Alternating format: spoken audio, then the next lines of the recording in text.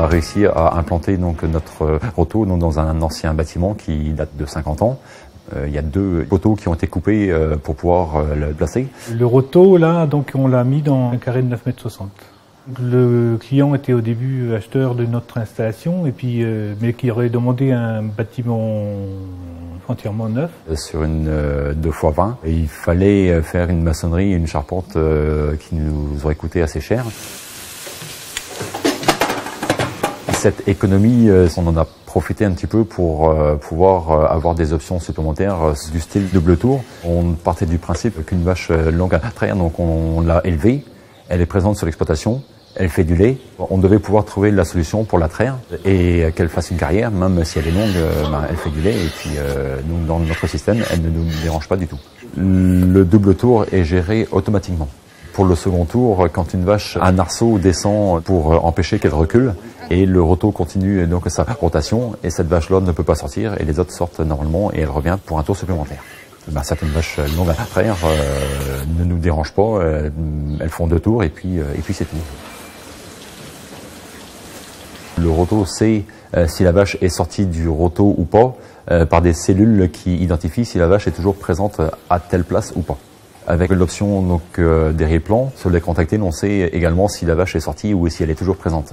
On peut surveiller les vaches tout en restant à notre poste de travail, qui sont sur la fin donc de leur tour, pour voir si elles sont décrochées ou pas. Toutes les informations que l'éleveur va rentrer dans le dériplan, il va pouvoir les retrouver grâce à l'assistant de traite DPView en salle de traite, où il aura toutes les informations collectées et rentrées pour chaque vache. Pendant la traite, l'assistant de traite va prévenir l'éleveur des interventions, si une vache n'est pas à traire, tarie, ou bien une intervention antibiotique à faire, via une alarme sonore. Une bête tarie, donc la voix nous dit tarie. Une génisse, donc elle nous dit ne pas traire. Ne pas traire, c'est pas le tarir. Animal gestant ne pas traire. Et quand on arrive à 100 vaches et plus, on n'arrive pas à voir tout. Donc je pense que des aides, la conductivité et l'activité sont très importants pour aider à suivre le troupeau. Toute la technologie qu'il y a, pour nous, c'est une aide au travail et une aide à la surveillance des bêtes.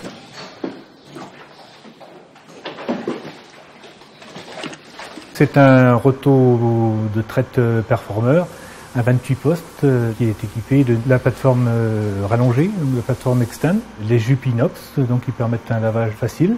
Donc là, nous avons à traire actuellement 110 vaches. Pour brancher tout le monde, on met 50 minutes. Donc le temps qu'elle fasse tout le tour, il faut en gros 1 heure. Pour nous, le roto avec toutes les options pour 100 vaches, c'est peut-être un luxe un petit peu, mais nous avons l'objectif d'augmenter notre nombre de vaches, et avec l'arrêt des quotas, on a déjà un petit peu prévu l'avenir. La traite ne nous posera aucun souci, si ce n'est un quart d'heure ou une demi-heure de traite supplémentaire, et pour nous, c'est pas un souci.